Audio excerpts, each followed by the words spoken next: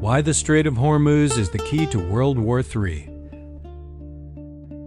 Look at a map of the world. You'll see vast oceans and massive continents. But if you zoom in on a tiny sliver-thin body of water in the Middle East, you'll find a place that is only 33 kilometers wide. That is a distance so narrow you could practically see across it with the naked eye. This is the Strait of Hormuz. To the average person, it's just a name in the news. To the people who control the global economy, it is the nexus and the pivot of the world. Why? Because through this narrow throat flows 20% of all the world's oil every single day. Imagine a world where the lights go out in Tokyo, the factories stop in Beijing, and the economy of the United States collapses. All it takes is for one country to close this tiny gate. And today, the gate is starting to creak shut. Welcome to Obsera. Today, we aren't looking at ancient ghosts. We are looking at a real-world nightmare. We are going to explore why this 33-kilometer stretch of water is the fuse for World War III, how it could bankrupt the American empire, and why the fortress of mountains is holding the world's survival hostage.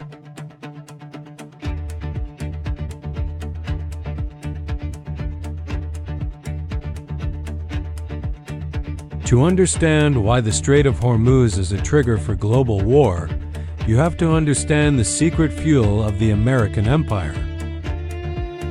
It isn't just oil, it's the petrodollar. The US dollar is essentially a piece of paper, but its value is anchored to a global agreement. If you want oil from the Gulf countries, the GCC, you must pay in US dollars. This demand ensures that every country on Earth needs a massive reserve of dollars, giving America unprecedented global leverage. The GCC countries are the linchpin of the American empire, but they are also artificial constructs. They are cities of glass and gold built in the middle of a barren desert that has no natural food, no oil, and no water. They import 80% of all the food they consume from overseas. They exist only because oil flows out and food flows in through that narrow strait.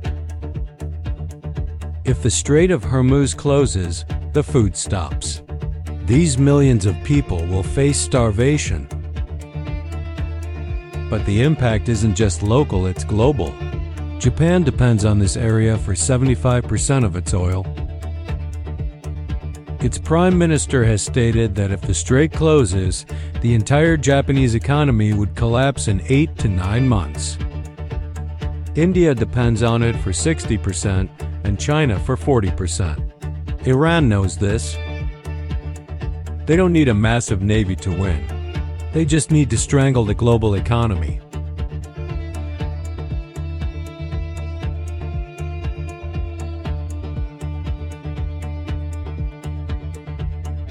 Now, let's look at the tactical nightmare of this region. This is not a fair matchup. On one side, you have the GCC, a flat, exposed desert where every military base, oil field, and water plant is a sitting duck. On the other side, you have Iran, which is a mountain fortress. In those mountains, Iran can hide rocket bases, drone launch sites, and missile silos. Their strategy is simple. They don't have to defend. They just have to attack military bases. American bases in the Middle East cannot be fully defended against a concentrated Iranian attack. Oil fields. It is incredibly easy to blow up an oil field with a cheap drone. Water. This is the GCC's greatest weakness. 60% of their water comes from desalination plants. If Iran destroys these factories with drones, the population has no fresh water. If you're starting to realize that the stability of our world is hanging by a much thinner thread than you thought, you're seeing the world through the eyes of Obsera.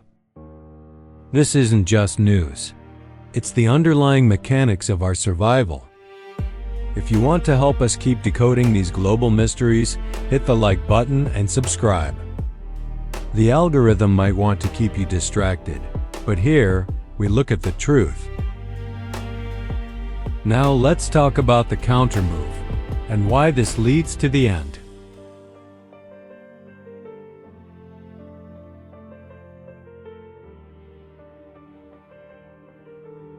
The West knows Iran is a fortress, but they also know that a fortress can be turned into a prison.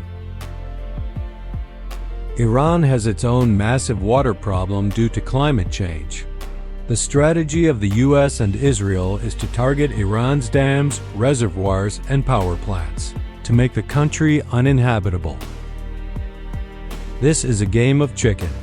Both sides have the potential to destroy each other completely. But there is a psychological difference.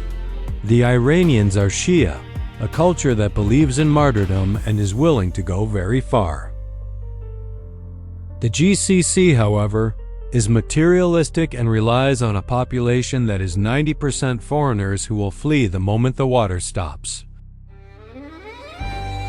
If this war escalates, it will not stay regional. Germany, France, Britain is already discussing entering the war to protect their energy interests. If they do, Russia and China may enter on the side of Iran. This is how World War III begins. As we use game theory to look at the board, the moves are becoming increasingly desperate. Will America send millions of ground troops? Will someone press the nuclear button? What do you think? Can diplomacy save us, or is the world already moving toward the edge? Leave a comment below. I want to know your thoughts on this high-stakes geopolitical game. Share this episode of Obsera with someone who dares to look at the map. I'm your host for Obsera. Stay sharp, stay informed, and keep watching the choke points. The truth is in the geography.